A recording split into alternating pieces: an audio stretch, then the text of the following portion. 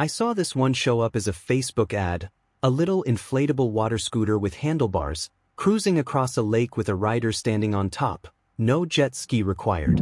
The ad promised real speed, real range, and a real motor, all for a price that looked more like a pool toy than a powered watercraft. That gap between the promise and the price is exactly what made me want to dig in. Quick disclaimer, this is my own independent research, shared for informational purposes only, not professional advice. Here's the pitch in the company's own words. The WaveSplash Floatski is marketed as a compact electric personal watercraft, something you inflate, hop on, and ride across the water like a mini jet ski. The site advertises real performance numbers, top speeds in the high teens mph, a rider weight capacity in the 300+ pound range, and roughly 90 minutes of battery runtime, all for well under $100. That's the official pitch. But a few things didn't add up. First, the marketing itself. The product shots emphasize wide, flattering action angles and avoid close, static shots of the actual hardware, the motor housing, the battery compartment, the propulsion unit. That's a common pattern when a company doesn't want you looking too closely at what's actually powering the thing. Second, and this is the real mechanism gap. Think about what it physically takes to push a rider across water at close to 20 miles per hour. You need a motor with real torque, a battery pack large enough to sustain that output for well over an hour, and a hull and propulsion system engineered to handle that load safely. Real electric personal watercraft with specs like this exist, and they start well over $1,000, because that hardware is genuinely expensive to build. A sub-$100 price point simply doesn't leave room for a motor and battery capable of what's being claimed. Something has to give, and usually what gives is the actual performance you get once it arrives. Third, performance claims versus missing data. The site publishes specific numbers, top speed, weight capacity, runtime, but no independent lab testing, no third-party safety certification, and no technical spec sheet of the kind a legitimate watercraft manufacturer would normally publish alongside numbers like these. Fourth, the statistics. Beyond the performance figures, there's no disclosed methodology behind any of it. No test conditions, no rider weight used, no water conditions, nothing that would let you verify the numbers came from an actual test rather than a marketing meeting.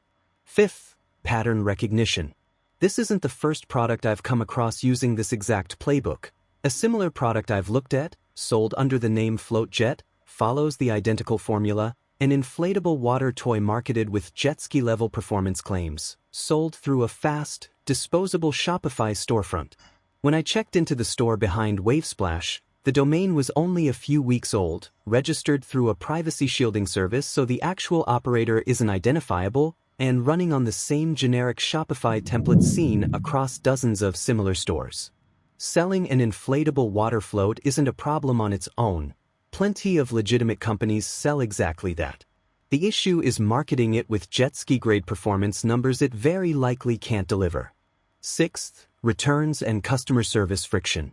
Stores built this way typically don't list a verifiable physical address or phone support, and with a domain this new, there's no track record of how return or refund requests actually get handled once a customer has a problem. Seventh, the reviews.